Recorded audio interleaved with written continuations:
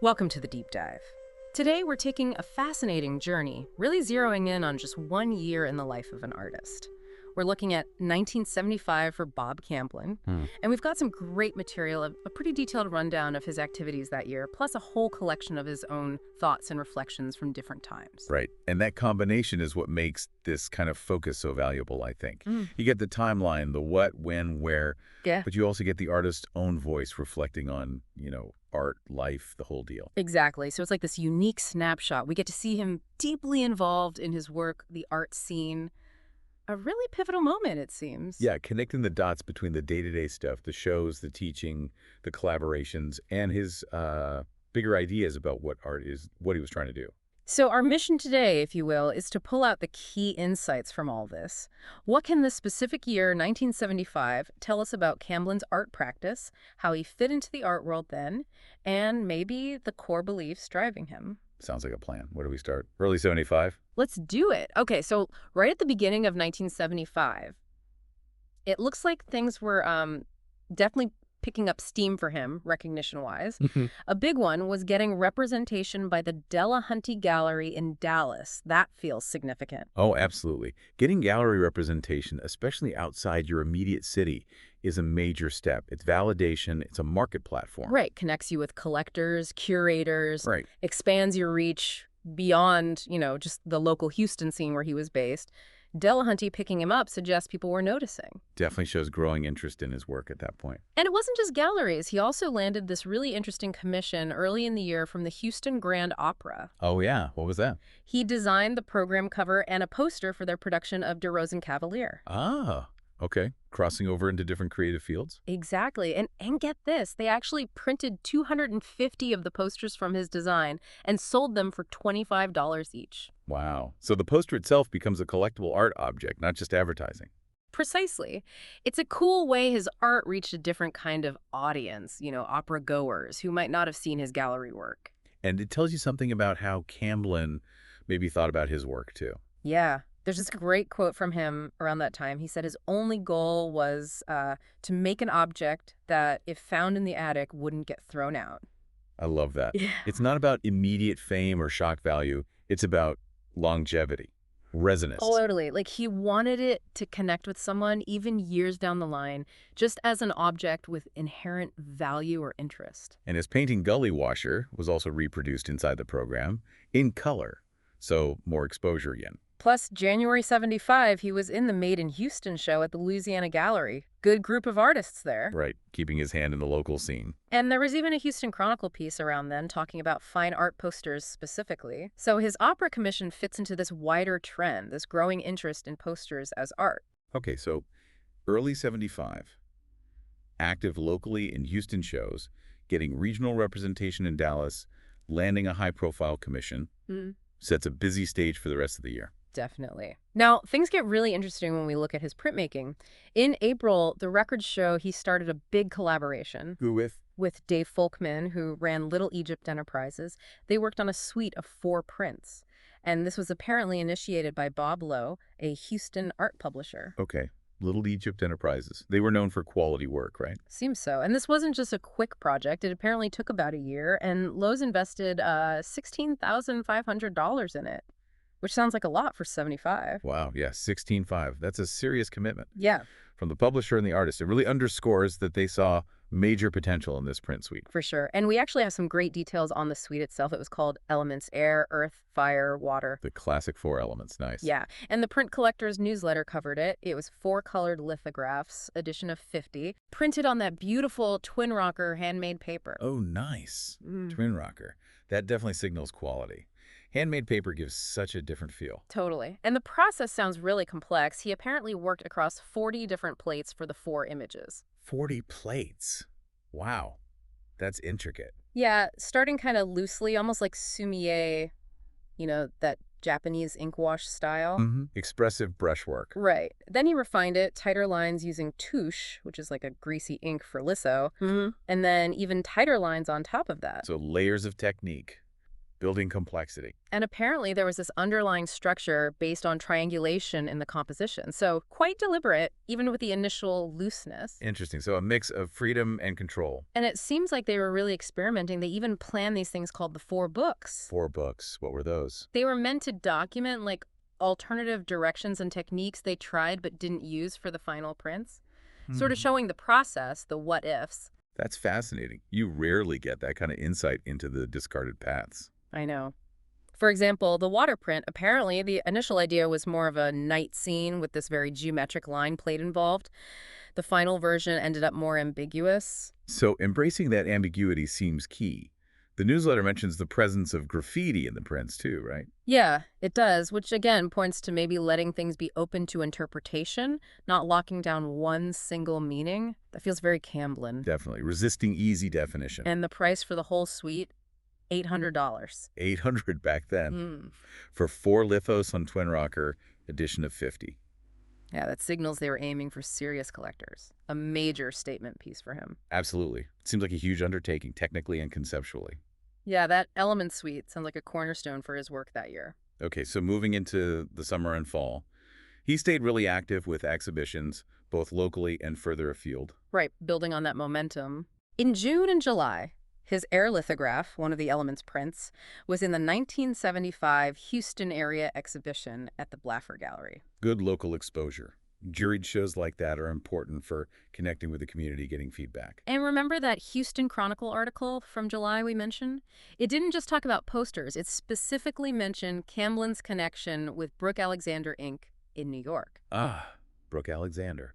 Big name in prints and multiples. That's a significant connection. Totally. The article paints this great picture of the Houston scene, like 200, 300 people who spend their days stretching canvas, spilling paint. And Camblin's right there, but also connected to the NY scene. Yeah, bridging those worlds. It shows his growing national profile, especially for works on paper, which was Brooke Alexander's focus. Which makes sense, because then in September, he actually had a Works on Paper exhibition at Brooke Alexander's Gallery in New York. Okay, a New York show. That's a key milestone. Puts his work right in the center of the art world conversation. Big deal. And also in September, he was part of this traveling show called the Classic Revival. Traveling show, where did that go? It was organized by Illinois Bell, strangely enough. It toured venues in Illinois, Michigan, Minnesota. Wow, so reaching a whole different audience in the Midwest. Exactly. And the catalog introduction, written by Robert Glauber, specifically noted the influence of surrealism on Camblin's work. Interesting. Surrealism. Yeah. Yeah, you can see echoes of that, the unexpected juxtapositions, maybe dreamlike qualities we were talking about with the prints, like Dali or Magritte, that kind of vibe. Yeah, that connection is explicitly made. Gives people a framework for looking at his stuff. Makes sense. And also in September, keeping busy an exhibition of former instructors back at Ringling School of Art, where he'd studied. Ah, okay. Maintaining ties to his educational roots shows that teaching and his own art practice were intertwined.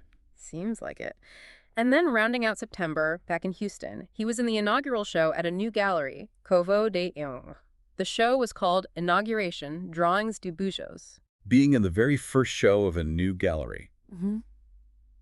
That says something about his standing in the Houston scene, doesn't it? They wanted him to help launch the space. Yeah, definitely recognized as a key local figure, even while he's showing in New York and traveling exhibitions. Busy guy. No kidding. Okay, so now let's shift gears a bit into the fall of '75, because his teaching takes this really performative turn. Oh, yeah. What happened? He took a gig as visiting artist at Louisiana State University, LSU, for the fall semester, moved to Baton Rouge. Okay. Visiting artist roles can be interesting. And this is where these personas start popping up. He adopted identities like Red Stick the Pirate. Red Stick? Yeah. Like Baton Rouge? Clever? Exactly. Red Stick the Pirate, Robin Goodfellow, like the character from Shakespeare. Buck, yeah. Mischievous spirit. Right. And also just the professor. Yeah. And the documents we have explicitly compare this to Marcel Duchamp and his use of alter egos like Rose Zellavi. Fascinating. Yeah. So using personas. Uh-huh. Why? Was it part of his teaching? A way to challenge expectations, maybe play with identity itself? Could be all of the above. It definitely seems like he was blurring the lines between artist, teacher, and performer. Almost like performance art integrated into his teaching and exhibiting. Totally. Because in December, he had an exhibition at LSU called Objects from the Life of Bob Camblin, and guess what he wore to the opening? Let me guess. Red Stick the pirate. You got it. Full pirate attire. Wow. That's committing to the bit. And the invitation was really cool, too. It had this red flying W logo designed like a skull and crossbones, and it was designed by Case Sage. Case Sage, the surrealist painter. The very same. Okay, that's another significant connection. Adds another layer to that surrealist influence we talked about. So the invitation itself is an artwork connecting these ideas. Right. And a postcard about it explicitly says the flag and play were designed by Case Sage, and that these personas, Red Stick, the professor, Robin Goodfellow, were all played by the vagabond teacher, Bob Camblin, in the fall of '75. Vagabond teacher. I like that. It really emphasizes this playful, maybe slightly disruptive role he was taking on. It really does. It raises interesting questions about, authenticity, the artist's role. Was it a teaching strategy, personal expression? Both. Hard to say for sure, but clearly deliberate. And there's a great little detail from the student newspaper, the LSU Daily Reveille. They ran an article about the show, mentioned his weak eyesight, Okay. and the printer's caption under his photo identified him as Robin Goodfellow. Huh. So the persona became his public identity there, even in the campus paper. Exactly. It wasn't just an inside joke. It was how he was presenting himself in that context. So this LSU period seems really marked by this performative, persona-driven approach. Very different from just showing prints in a gallery. Very different. Now, beyond his own work in teaching, 1975 also shows him really engaged in artistic dialogue and collaboration. Right, the community aspect. There's an interview with Diane David where he makes this prediction about art trends. He saw minimal art becoming dominant, galleries becoming like tombs showing work by people who cannot draw. Oof, strong words. So he had definite opinions on where contemporary art was heading. Yeah, and he contrasted that with Dali's call for a return to realism and technical skill. So you see where his affinities maybe lie, valuing draftsmanship. Interesting. Placing himself in that ongoing debate between conceptual approaches and traditional skills, it aligns with the complexity we saw in his printmaking process. It does. And we also see his influence, as a teacher mentioned again. Deborah Murray Sacamano notes studying drawing under him. Right, reinforcing that educator role. His ideas were clearly resonating with students. And then there's this great stuff about collaborations with other Houston artists, particularly Jack Boynton. Boynton, another key Houston figure. What did they do? Boynton recalled these drawing sessions starting back in '73 with Camblin, Earl Staley, and Joe Tate. They'd work together, sometimes independently on the same piece, sometimes simultaneously. Wow, real collaborative ferment there. Yeah, Boynton even mentions a backyard earthwork show they did. Sounds very informal, very experimental. Love that. Shows the energy of that Houston scene artists pushing each other, playing with ideas outside the gallery system. And Boynton describes one specific collaboration with Camblin that sounds intense. They worked on identical watercolor paper, starting with abstract washes. Okay. Then they'd swap the pieces every 30 minutes and have to find the image in what the other person had done, developing it further. Then swap again. Rotation and response. Whoa. That sounds challenging, like a visual conversation or maybe argument. Boynton called it competitive, actually, but also enriching, saying it expanded how they saw things. You really get a sense of this dynamic back and forth. That kind of structured collaboration with time limits and forced responses. Yeah, that would definitely push you out of your comfort zone, a real creative exercise. And one last collaborative note, there's mention of him being involved in a camp-out project with students and faculty from St. Thomas University. So engaging beyond LSU as well just seems deeply embedded in the artistic and educational community. Yeah, formal teaching, informal collaborations, student projects. He was involved on multiple levels. It paints a picture of an artist who isn't isolated in the studio, but really thrives on interaction and exchange. Absolutely. Now, threaded through all this activity in '75, we have these amazing quotes from Camblin, his reflections. They add so much depth. Right, the other mysteries part. This is where we get inside his head a bit. And so many of them seem to connect to what he was doing that year. Like he talks about wanting the perfectly average view to appreciate miracles of science and magic. The perfectly average. That sounds counterintuitive for an artist, maybe. Or maybe it's about finding the extraordinary in the ordinary, like needing that baseline of common sense, which he also emphasizes, to really see the wonder. Okay, I see. Grounded but open to magic. That fits with his work, which can be both technically precise and kind of mysterious. And what about his idea of the sublime and the ridiculous and looking for the forgotten? That feels very connected to the ambiguity in the elements prints, maybe the graffiti. Yeah, finding value where others might not look. Rejecting pomposity, perhaps. Seeing depth in unexpected places. That resonates. Then there's that quote, art for art's sake has become art for life's sake, or art for my sake, or art for survival's sake. That feels very 70s in a way. A shift from purely formal concerns towards art being more necessary, more Yeah. integrated with lived experience. Yeah, less detached, more about navigating life or even just surviving as an artist. It feels personal. And he also says, step off the train of thought. Right.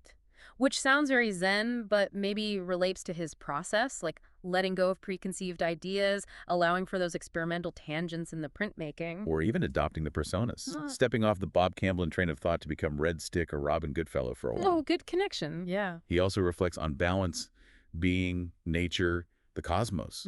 Broader philosophical stuff that clearly underpins his worldview. Definitely. Searching for connection, meaning yeah, you feel that searching quality in his work and words. And he framed his own activities, drawing, teaching, searching, revealing, in paradox. Yeah, that perfectly captures the different facets we've seen in 1975, doesn't it? The tensions within being an artist and teacher. It does. It acknowledges the complexity. He also had critiques, like about consumer art and the art world shifting from contemplation towards shock and quick recognition. Right, we touched on that with the Diane David interview. A sense of dissatisfaction with some contemporary trends. Which might make you wonder about his later decisions, like leaving for Venice. Was he seeking something different? Could be. Seeking an environment perhaps more conducive to that slower contemplation he valued. And I love his idea about doing your own thing, but seeing it as part of an ecology of art. Yeah, that's a great metaphor. Like, even individual expression contributes to the health of the whole system. It's not just isolated artists, but an interconnected environment. It's a really positive way to think about artistic diversity. He's also quite humble, acknowledging that his work rarely captures truth completely free of himself, except in so very few pieces. That self-awareness is striking. Recognizing the limits of representation, the filter of the self. No grand pronouncements of absolute truth. And then there were those flashes of unexpected humor, like calling the ego goldfish's shit. Yeah, those moments keep it grounded, make the philosophy feel less abstract and more human, relatable. Definitely. And maybe one of the most profound quotes, especially thinking about that busy, multifaceted year. The living was the meaning. Wow, yeah, that puts everything, the teaching, the art making, the collaborations, the personas into perspective. It's about the process, the engagement, the act of living itself as the core value. Not just the final product or the legacy, the doing was the point. The powerful thought to carry through his work. So as 1975 draws to a close, the documents show him making a big decision. He decides to return to Venice. After how long? 20 years, apparently. He hadn't been back in 2 decades. Clearly seeking fresh eyes, new inspiration. That's a major move. Returning to a place like Venice after so long signifies a real desire for change, for a new chapter. Definitely feels like a transition point. But interestingly, he wasn't cutting all ties. Oh. No, he was still in the holiday show at Covo Gallery back in Houston at the end of the year, and he had another show scheduled there for January 76. Plus, he kept his association with Dillahunty in Dallas. Okay. So moving forward, seeking new horizons, but maintaining those important connections he'd built in Texas. A balancing act. Exactly. Not burning bridges, just changing scenery. Got it.